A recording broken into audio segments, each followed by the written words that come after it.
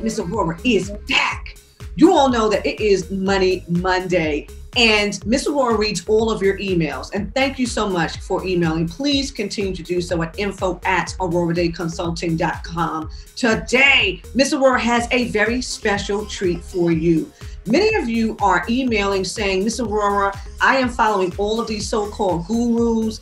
I am doing my Facebook ads. I am doing my Google ads. I'm on all these. You're naming all of these platforms. Somebody told me about some Bing ads. I was like, does Bing still exist? You know what I'm saying? I hear what you all are saying. And so today we have the premier life coach, the seasoned premier life coach, Miss Peggy Alphonse. She is a facilitator of healing, and she is with us today to talk about why it is your money is blocked. Now, I want to let all of the secured entrepreneurs know, okay, that this is going to be a series because we want to address all of the questions that you are having as it relates to what's really going on with you spiritually that is affecting you on an external level, right, Shiny Peggy? So for those of you who do not know, I am Miss Aurora Dey, and this is the Secured Entrepreneur Movement.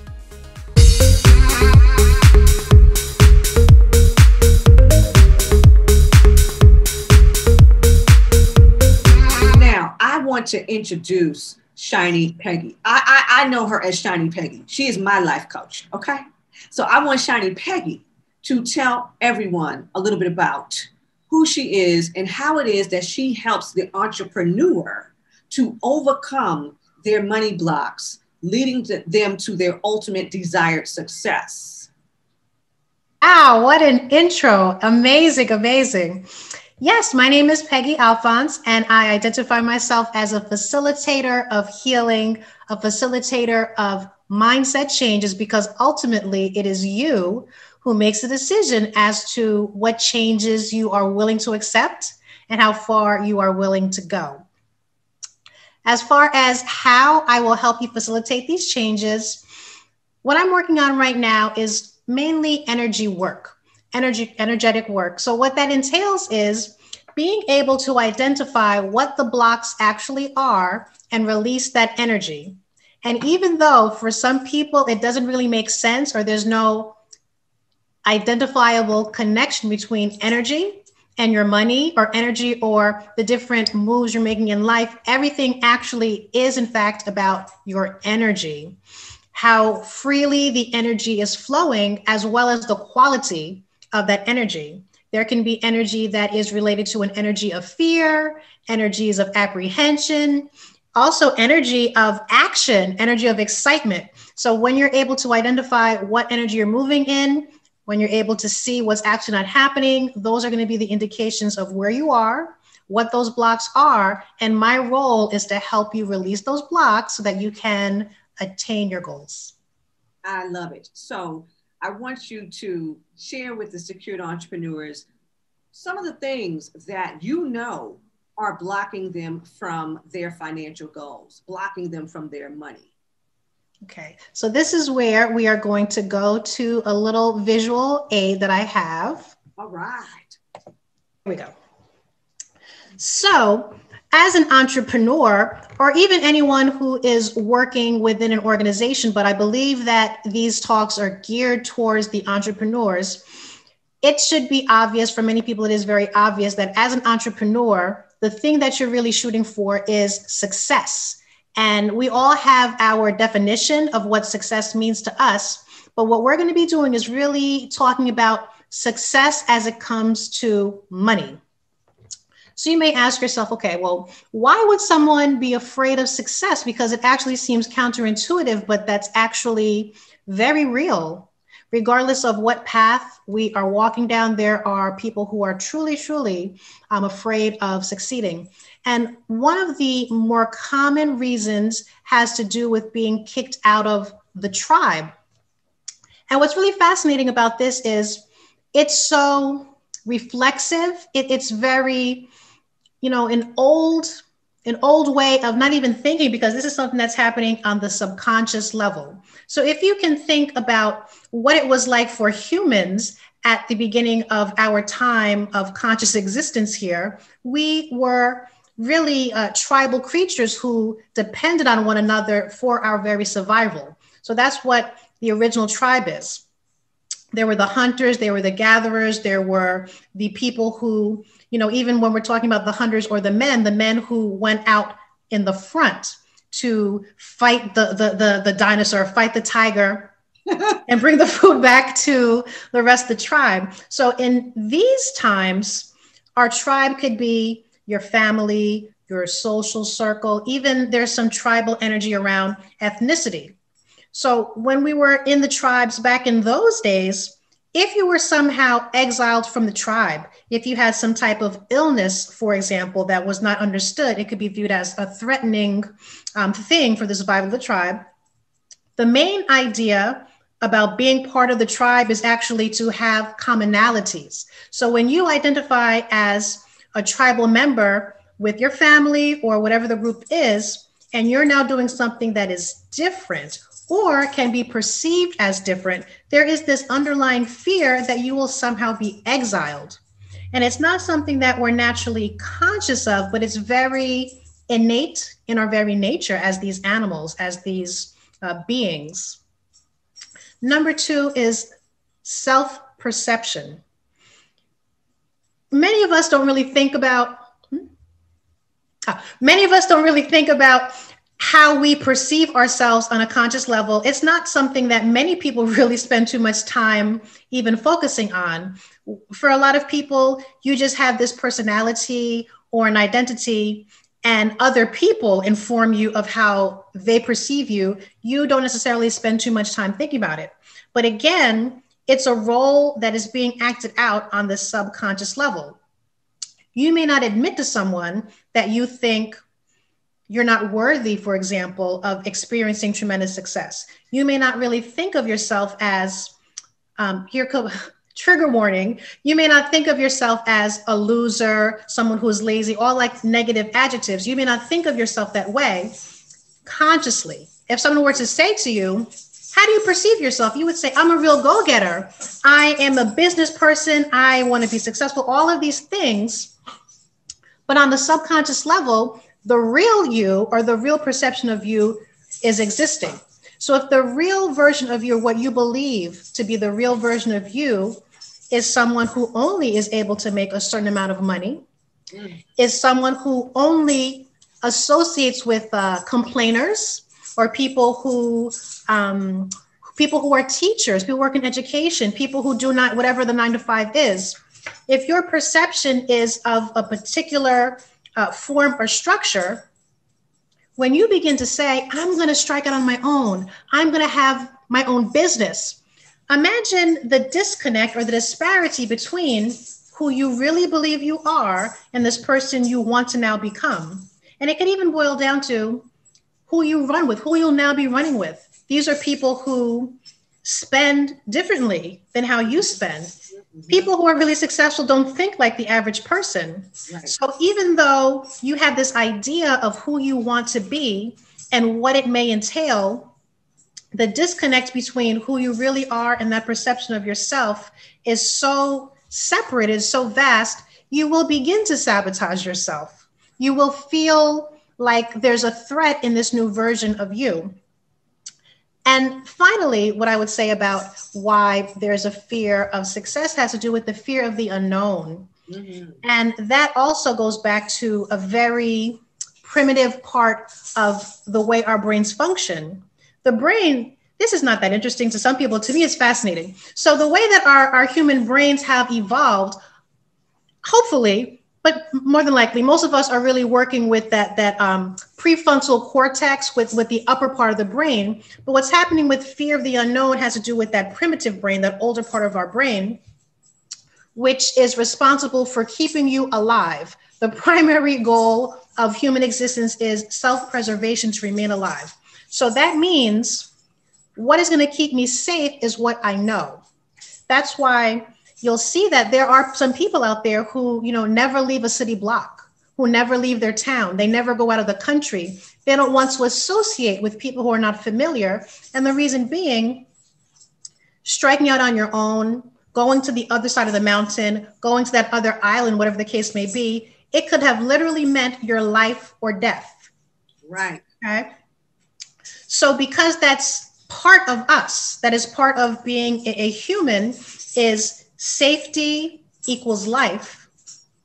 When you strike out and say, I'm going to work on my own, I'm going to learn how to market, I'm going to learn advertising, I'm going to learn bookkeeping, I'm going to learn tax codes, I'm going to learn how to do sales calls, whatever it is that is included with this new version of yourself in being this successful entrepreneur, it's all unfamiliar more than likely, especially if you're the kind of person who's now stepped out of your tribe. You don't have models of what success can mean in that aspect. Everything is scary. Even if you don't want to admit it to yourself, there's so many things that are, excuse the little jingling sounds out there. Those are the sounds of the dogs playing around. But when you go off and begin to take the steps to become this successful entrepreneur, there's so much that is unknown, and you can't know. You can't know because you've not been there before. And for a lot of people, it's going to keep you stuck. That fear, no matter how subconscious it may be, is going to keep you stuck so that you begin to sabotage yourself, or you just have that fear so that the moves you make perhaps are not as bold as they could be. You play it safe perhaps more than you should because that fear is there. Mm-hmm. I want to go back on the second note that you have here, because you're saying how you spend your time. Okay. Yes. So your self-perception doesn't align with the successful version of yourself. So if you know people who waste a lot of time, right? You then become a time waster as well.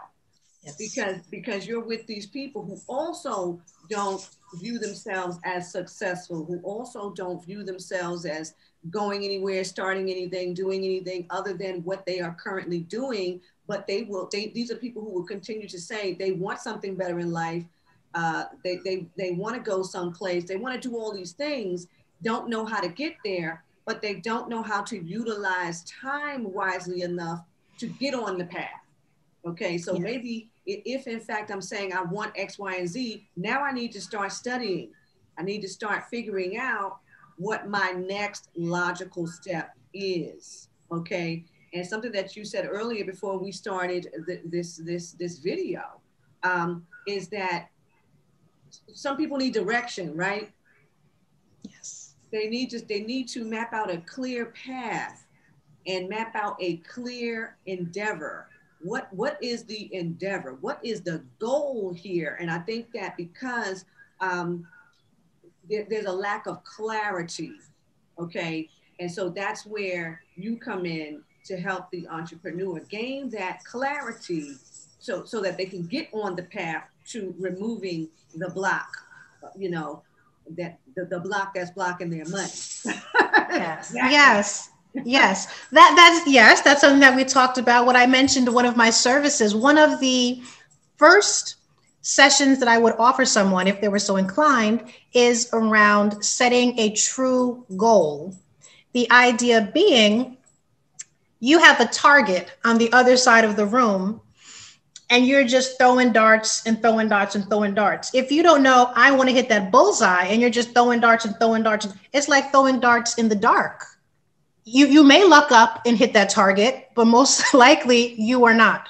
So when you're able to really identify, this is what I want, this is what I want, and you're able to clear away, all of the clouds, the self-doubt. Sometimes it's self-sabotage. Oftentimes when you're stepping outside of the tribe, there are people around you who, intentional or not, do look to sabotage. So being able to really identify, this is where I'm going, this is my target, this is my goal, is so important. And also with the clearing of the clouds are the blockages. The clouds is that energy of confusion. I want to have a business, but I don't know what I want to do. I want to expand my audience. I don't know how. There's so many things where the answers are there. The answers are right there, but we can't see. And specifically speaking about energy, your energy promotes confusion. Mm-hmm. The energy is blocking the information from coming to you. Right. Now, this is where it's about to get juicy, okay? Because what a lot of entrepreneurs do not know is that they have some belief systems running in the background that are actually preventing them from prospering in their own business. So I want Peggy to talk to us about these beliefs about money that are truly impacting your business. Yes. So it's really fascinating how our minds work. A little bit earlier, we were talking about subconscious beliefs and the reflex to want to protect yourself, the reflex to want to be safe. So when we get into the beliefs about money and how they impact your business, what I want to first say is it's okay if you recognize yourself in any one or more of the following beliefs. It's just a mechanism your mind is using to keep you safe, number one. Number two, it's definitely possible to blow out this belief system, these belief systems, and superimpose positive belief systems so that you can really move towards your goal. So the first one that I'm going to talk about is not charging for your work or undercharging. Would it be fair to say that when people are just starting out, maybe they're looking at what the market can bear? Or what I really find a lot is people bartering. I have this service or good, you have that service or good, we're going to swap, as opposed to just putting a stake in the ground and saying, this is what I do, and this is how much money I'm charging. And the reason this is so fascinating, especially when it pertains to entrepreneurs, is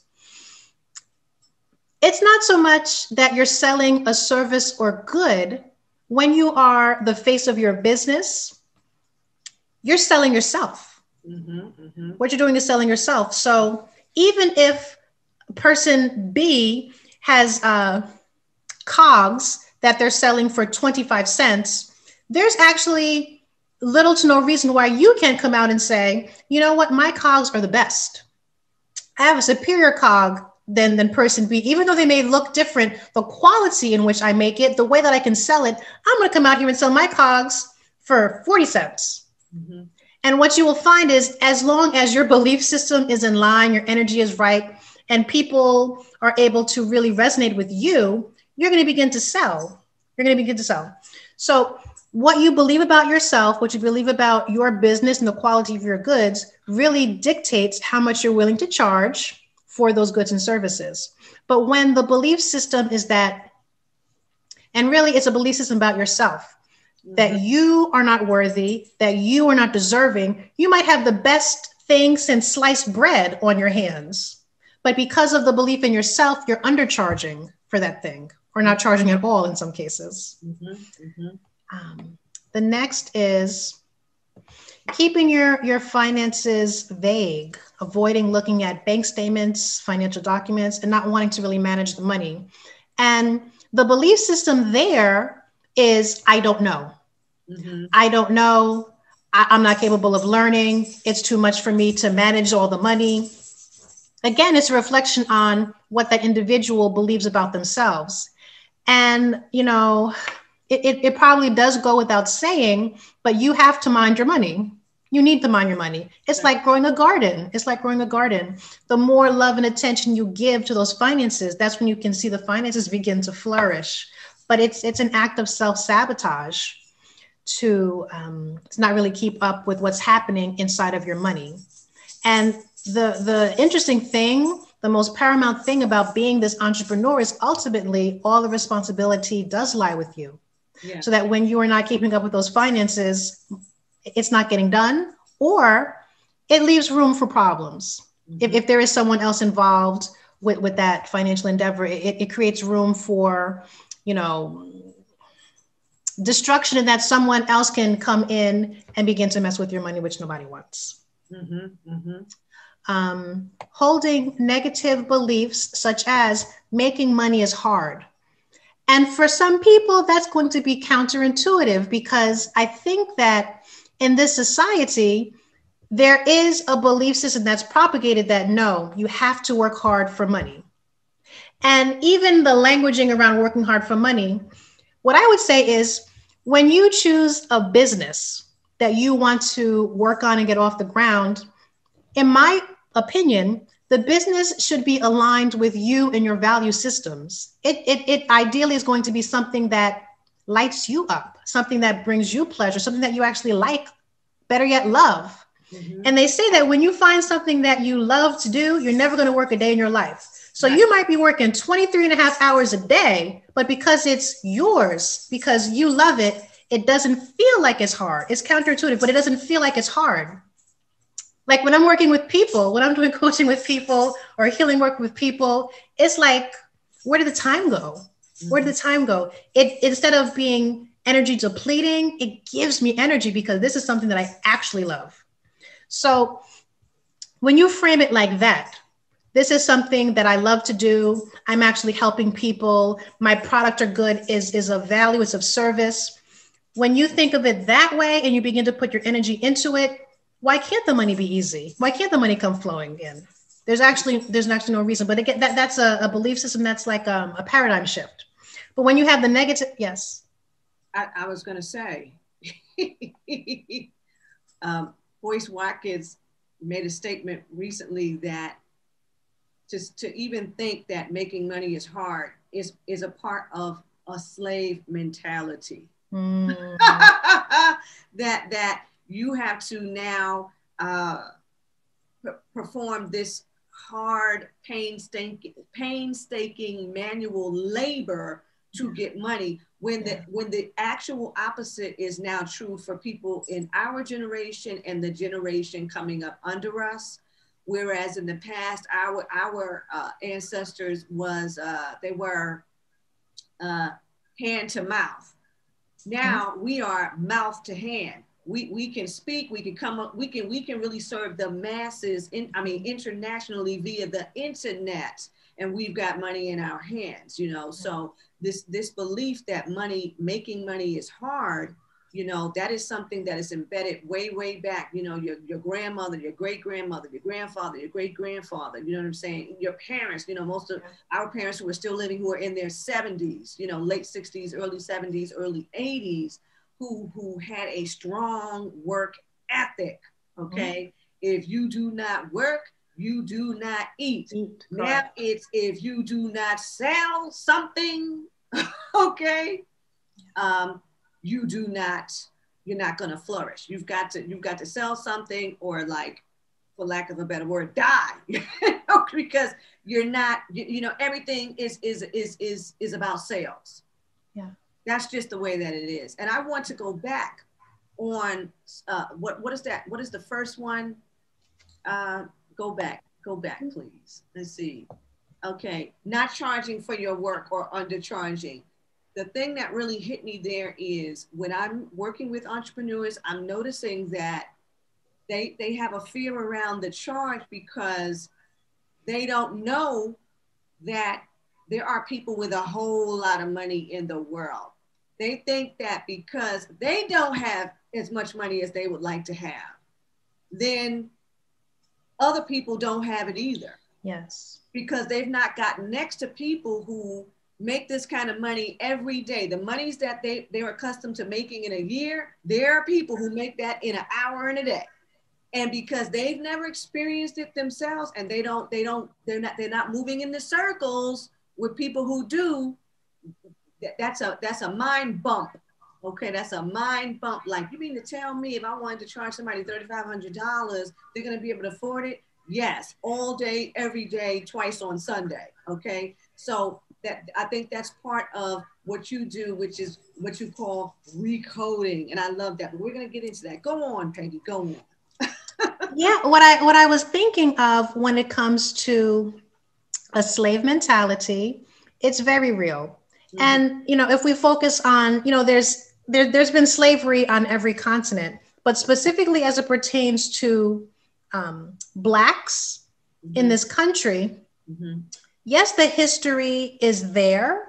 So there's a model of, being told generation to generation, you have to work hard, And you can take that back on the crops, the plantations, where literally they were working slaving away for their survival. Yeah. So there's some truth to that. Yeah. But what it made me think of was epigenetics is an emerging field. And the way I think about epigenetics is, if our genes are our hardware, the epigenetics is the software, where people say that, your genes cannot change. What the epigenetics is doing is your genes are actually somewhat changing based on the experiences of your forefathers. So in that generational line of Blacks, where there was trauma, there was struggle, there was fear, that energy is being expressed in their descendants' genes. So it's not crazy to think that it's hard for some Black people to really get away from, I have to work hard, I have to struggle. There's so many people who, if you were to ask them, they would tell you, no, I don't like to struggle. I want the easy life. But their behavior suggests otherwise. Mm-hmm, mm-hmm. And, for me, there's some compassion that must be held there, because a lot of the stuff is outside of your consciousness. You're not even aware that you're choosing the life of struggle. Right. And it's actually being expressed in those genes. And the recoding or superconscious transformational method, but the recoding of the memories, the recoding related to those epigenetics, that's what's being addressed in that modality. That's what's being addressed in that treatment. It is looking at the events from your past, your familial events off into the future. That's what's happening when you undertake this particular modality, is that energy is being cleared away layer by layer. And what's so fascinating is that even though some things that are holding you back are likely not on a conscious level, if someone were to just, approach you on the street and ask you something about your belief system around money, you're going to say one thing, but your bank account, your behaviors day to day, that's telling the real story. Right. That's what telling the real story. So even though there's that struggle that is so common to many of us, there's that just the disappointment of trying different things and having it not to work out for you. It's not always necessarily something that is within your control, in that you may not be aware of this is what you're acting out. But it is in your control, because there's a remedy, there's a solution, there's help for that. And it's incumbent upon the person to seek help, to do things, because striking out and doing your own business, that is new and exciting and scary all at once. So you're going to be doing things that you never were aware of, you never thought you would do it. And I would say, if you're working or spinning your wheels, that's another symptom. But if you're spinning your wheels, if you're not really getting to where you want to get to, look outside of the box and try whatever you need to do to get to that goal. Identify the goal and then do whatever you need to do to get there. I love it. I love it. I love it. So another belief system around money is worry about what other people, or how other people judge you for having or not having money. Oh, this is huge. This is a huge one. So again, it's encompassing a couple of different things. One is that feeling of wanting to still be part of the tribe, wanting to feel safe and comfortable within this particular group of people. But imagine what it feels like to be the person people call when they need something, when they want something. You have any money? Let me hold $20. Let me hold $20. So it could be that there's a judgment around having too much. If you have too much money, if you're too successful, are relatives going to come out of the woodwork? Are people going to come and try to pin babies on you that you never met the lady, but all of a sudden you have 3 kids with them? There's so many things that happen when we've seen it though, when people have too much money or a lot of money. So the judge might be that's a mark. That's an easy target. This person now becomes prey. And it could be conscious. It could be something that people discuss. It's on a conscious level. People realize, this is one of the pitfalls, even though there's some validity to it. This is one of the pitfalls of being very successful. This is what happens when people are uber successful. But even then, just because someone, makes an attempt at something or whatever doesn't mean that they're going to be successful. Or it could be that that's something that never ever happens to you, but that worry in the back of your mind can be enough to begin to self-sabotage. And the worry, yes. What really gets me about that is what people are failing to understand, that what's very true about it, that's where I'm going with this. What's very true about it is when you become successful, some people have a tendency to stay around the same people, right? Who don't want to go where you're going, and they hope you die before you get there, right? The first thing that they say is that you're greedy, you're being greedy, or you're money hungry. Mm-hmm. They never view you as a businesswoman, a businessman. They're never going to see you in that light, okay? So if you don't really find a way to see yourself differently and remove yourself from that circle, then yes, you're going to worry about what other people are saying and feeling judged by other people because of how they're really, it's the green-eyed devil that comes out of people.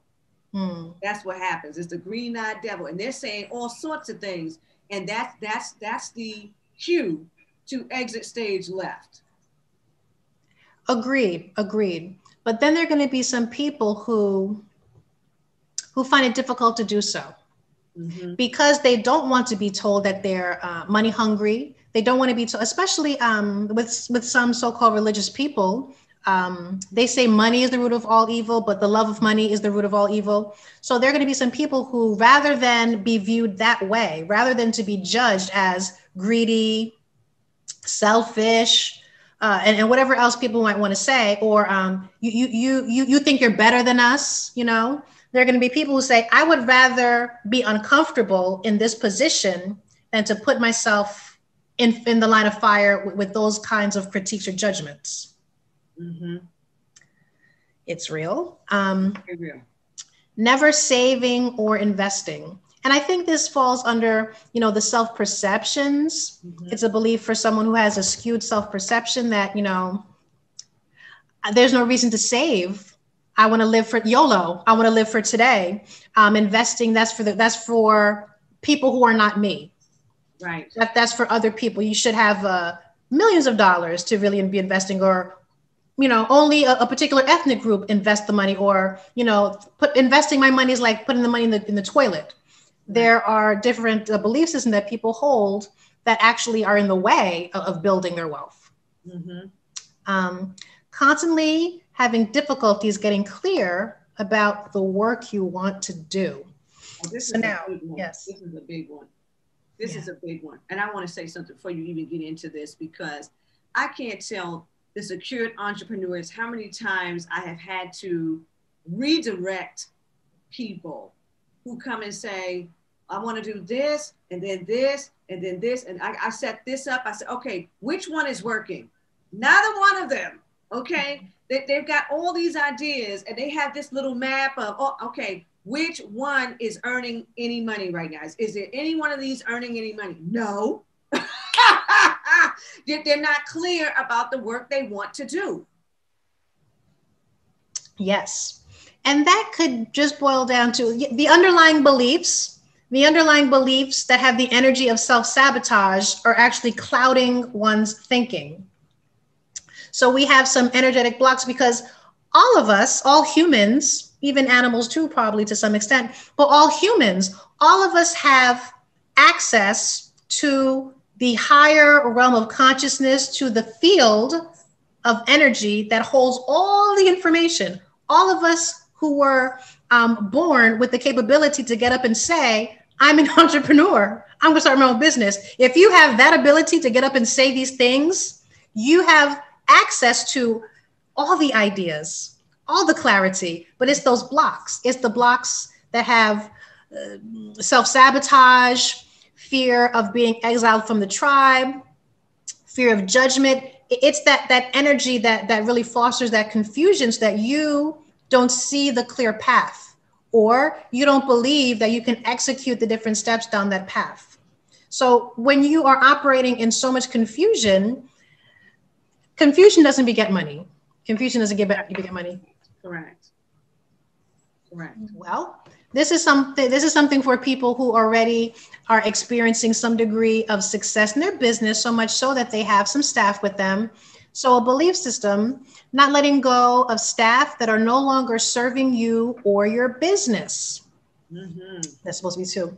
So now imagine you have a fantastic business plan. The money is coming in and there's someone there who's sabotaging you and your business. That person is no longer a match for the business and where you want to go. Why would it be that that person is still in the business? Why would it be that the boss, the entrepreneur, still chooses to keep that person on the payroll, still keeps them around? Why would that be? A couple of different reasons I can think of. One of them being a fear of how they're going to be perceived. Right. If I'm successful and I choose to get rid of you, I'm leaving people behind. That's a big thing for so many people. Like the first person that comes to mind is the MC Hammer story. How Hammer was just on top of the world, but that feeling like I can't leave people behind. What will they think of me? Wouldn't it be fair? That's self-sabotage. That's self-sabotage. When you have people who are still in your atmosphere and they're no longer contributing, and you choose to not let them go, that is a definite way to not continue to prosper, to not continue to flourish with your money. And again, I feel like the belief system is, I don't want to be judged. Maybe, a lot of times it's people who are like you or have a similar energy to you. So maybe the person reminds you of a friend from high school, or that's just like, or that might be your actual friend from high school, your actual brother or sister or family member that you don't want to let go for fear of being perceived a particular way. And procrastinating, self-sabotage, not getting into action. Not getting into action. You're watching Netflix, Hulu. You're on some app on your phone, and the phone is expensive. And then the whole day has gone by. You haven't done any type of income-producing activities. So it's just that. It's just that. It ties into that fear of success. Who will I be? Who would I be if I match the image that I dream of, if I match the person that I perceive myself to be, or the person I dream of being? So if every part of you is actually not aligned, that's what's really interesting. If every part of your personality is not in line with that true goal, if we're not all marching in the same direction, chaos must ensue. And even then, there's some compassion to be held, because the procrastination and self-sabotage, those are dysfunctional ways of trying to keep yourself safe. Because again, when you're going off doing this thing that is so new, making more money than you've ever made before, anyone that you know, making more money than anyone you even know has made before. It's scary, even if people don't want to come to terms with that. If you are just starting out, if you've not reached the levels you want to reach, there is a part of you that is going to be scared. So these are just ways that you're trying to cope with the action steps. You're trying to cope with your own progression. Waiting for someone or something to save you. Oh. Yeah. So again, that's related to a self-perception. That's related to a belief that you hold about yourself. There's the spirit of, I can't do it. Or really it's, I can't do it. But so to clean it up, you might say, I can't do it on my own. Right. I can't do it by myself. I can't do it by myself. When the reality is, none of us can do anything alone. Right. That's a real statement. No man is an island. No man is an island. But the idea of waiting for someone or something to come and save you, imagine other people are focused on what they have going on. Mm-hmm. Other people are working on how they can progress, how they can get more money. So it's actually like a cop-out. It's a cop-out, and it's also a self-sabotaging mechanism to wait around to help you make money. So while you're waiting, money's not being made. Right. Okay. Frequently cave in and don't ask for what you want. Now, when it comes to an entrepreneur, first of all, the clarity is so important, but you're the captain of that ship. You're the captain of the ship. So you need to know what's needed for you in that business and be able to use your voice and ask for it. And the way that this belief system takes root is if there have been other things in the past that have kind of shown you that it's not, again, it all boils down to safety, that have not shown you that it's not safe to speak up. It's not safe to hold ground. There's something that is still very uncomfortable for you. And that would be the reason why you're not speaking up and you're not holding those boundaries firm. Mm-hmm. And another barrier to not making as much money as you would like is constantly working, but never having enough money. And when you are constantly working, but you're not really reaping the results, it has to do with what I started to say was it for people who are interested in energy work and the chakra system, that is what we know to be that second chakra that has to do with what you believe you deserve. Yeah. So if you have an underlying belief that I actually don't deserve the accolades, the success, the money, you'll find that, you're spinning your wheels. There's a lot of energy, mental energy, physical energy that's being exerted, but you're not getting that return on your investment. So that could look like taking a lot of action steps that are actually not in line with what you say is that goal. You want to have 100 new clients. You have a fiscal goal of $1 million, but the things that you're doing with your time aren't aligned with what needs to happen to make that money to get that new client base. So it could be self-sabotage activities and or avoidance activities, because what's happening is there's a part of you that's not on board. Right. There's a part of you that doesn't believe that you deserve it, can't handle it, all these things, but you're not completely aligned with that end goal of making the money. And I want to say, this is the part. You say that you're working, but you're not doing anything productive. Like people say, I'm busy, but no, you're really not. You're really not. You're really not.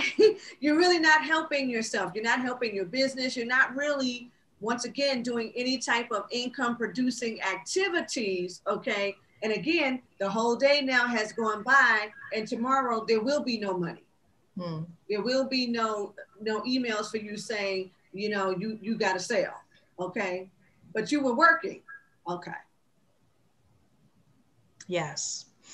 And there are people who work for themselves or work in an organization. When you notice that you spend everything you make, even when you are making good money, that's an indication that you're misaligned. Yes. There's a part of you that continues to sabotage, because it seems like if you make $250,000, but you spend $250,000, maybe 200,000, but you spend $250,000, you might think, you know what? I need more than $250,000 to really enjoy my life, to really support the employees, my family, and everything. But then if you see that you have exceeded your goal, now you're making $500,000, but you're spending $500,000, you know that the money itself is not the problem. The problem is your belief system as it pertains to money. And it could be, I don't know what to do with money, so I'm just going to blow it. I don't want people to come and ask me for money. I don't know how to make my money grow. Whatever the situation is, there's some self-sabotage happening there that's preventing you from really growing. And there's some psychological belief system at work there that can be uncovered and healed so that you're not engaging in this kind of behavior. Mm-hmm, mm-hmm. And we kind of alluded to this one before. You decide in advance whether someone can pay you or not. Yeah. So that goes back to the cogs. Mm-hmm. How can it be that people have, they say there's nothing new under the sun. Mm-hmm. How can it be that there's so many businesses where they're providing a service, they're providing a good. And to many of us, it looks like the same thing. It looks like the same product, but person over here is charging 10 times more than what you're charging. And their calendars are full. They got a waiting list to come get the service or good. How can that be? Some people have a block about not only how much money, really boils down to the block of how much they can receive. Mm-hmm. I'm poor in spirit. I'm poor in mentality. I don't deserve a lot. So there are people who project that onto the world. Just because I don't have it, there's so many people who don't have it. Cannot be. It cannot be, because the evidence is showing us that that's not true. So it's a block that the individual has that's really preventing them from capturing all the dollars. And we want to capture all the dollars. So it's a belief system inside of them. All in together now. How you like the weather now? Once I have enough money, I'll finally feel secure. Yeah.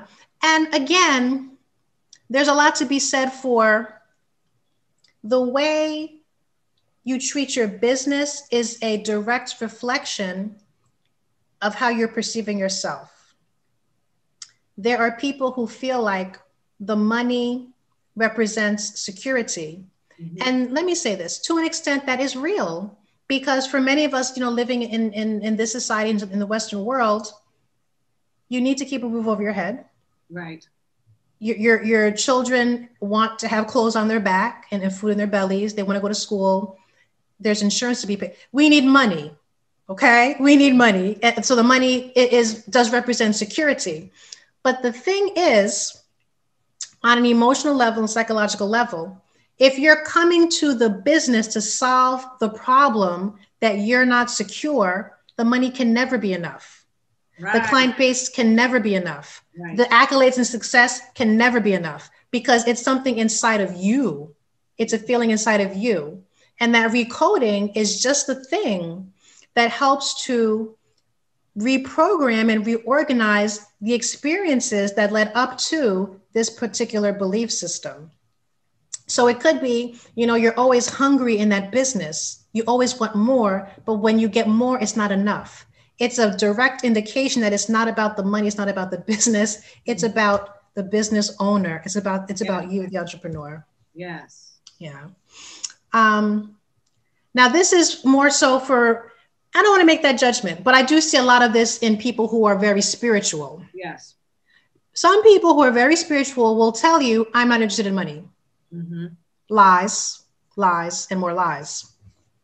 The reason some people are going to say they're not interested in money is because there's a belief that they can't make the money. They can't handle the money. They don't deserve the money. So it's a defense mechanism rather than face. It's a hard pill to swallow. I can't make money. I don't deserve money. That's cold. That's really cold. Mm-hmm. So rather than face those kinds of fears and emotions, people will say, I'm not interested in money.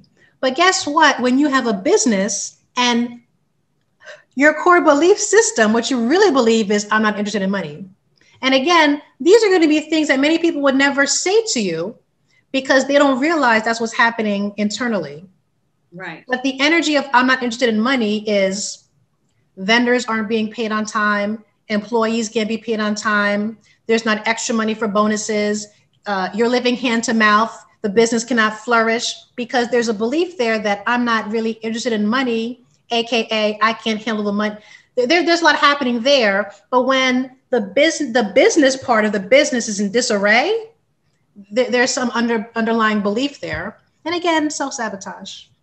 The other thing that I know to be true about this one, as it relates to the spiritual practitioner, is that they have already been conditioned inside of religion, where they don't really understand the business of a church, because the church is business. The church is Circe, okay? The church is business, right? But because they've not been privy to that side, they understand that everybody volunteers, because they haven't really come to terms with the usury that goes on inside of the church. Okay. So you've got this church where the minister, the pastor, everybody on the board is collecting a check. Okay, they're flying in jets. They're taking stretch limos. Okay, their children go to the best schools. They're not worried about how their bills are paid. They're wearing every name brand label you can think of. Okay, and everywhere they go, they're being paid. Okay, they're collecting money every time they stand up and talk. Whatever church they stand up and talk in, that church has now collected money for the minister, the minister's team, all of that. Meanwhile, these particular practitioners have been the volunteers who don't get anything but the opportunity to serve. Yes. Okay. So now, since you've been conditioned to think like that, and you've not been taught how to work the business, you're lost. You're lost. You are really in the dark. Meanwhile, you are starving. You cannot pay your bills.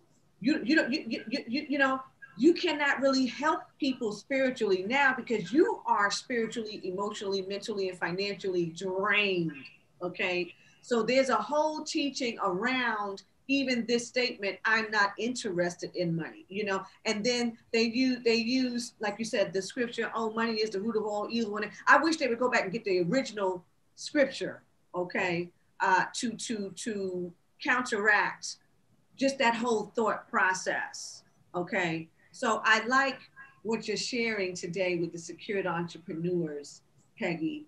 And we want to, this is part one. So the secured entrepreneurs are aware. This is part one. This is what we're discussing here. Why you're being prevented from bringing in all of the monies that you desire to bring in from your business, right? So what Miss Aurora and Miss Peggy would like for you all to do is go back, replay the video, write down what are some of these things. Is any of this you? Is any of this you? Okay. And if there's other things that you know that you have thought that we have not addressed in this segment of the series, okay, write that down. All right. And you know that you can write these things in this thread under the video here on YouTube. Okay. And also, you know, you can email Miss Aurora because when we come back, Peggy is going to address how now you're going to recode yourself from all of these negative beliefs and thought processes, these negative belief systems that are keeping you stuck and keeping you separated from your money. So now I want Peggy to let the secured entrepreneurs know how they can connect with her. Go on, Peggy. Well, I too am here on YouTube. My channel is Say Yes to You. You can also find me on Facebook at, what is my Facebook thing? What's my Facebook thing called? Say Yes to You. Say Yes to You with Coach Peggy Lynn. That's what it is. Yes. Say Yes to You with Coach Peggy Lynn, or find me on Instagram at Say Yes to You _now. Yes, Say Yes to You _now. I love that. Okay. So I want to thank all of the secured entrepreneurs for chiming in with us today. This is it's already juicy, okay? And I want to thank Peggy for joining us. And we're going to come back with part 2 to remedy, to now give you the remedies. You all know that you can find Miss Aurora at auroradayconsulting.com. And until next time, ta-ta.